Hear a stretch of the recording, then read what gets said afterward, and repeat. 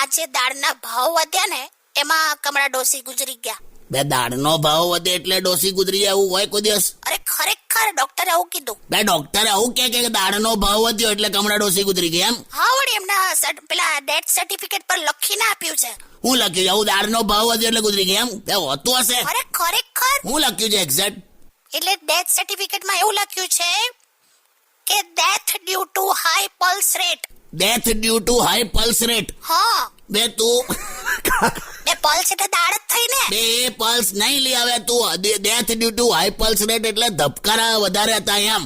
Pulse એટલે દાળ થાય ને. આ એ અલગ પલ્સ યાર. તું વખત યાર કોઈ દાળના ભાવના લીધે મરી જાય? ધબકારા વધી ગયા એટલે થયું. આનું શું કરું લા?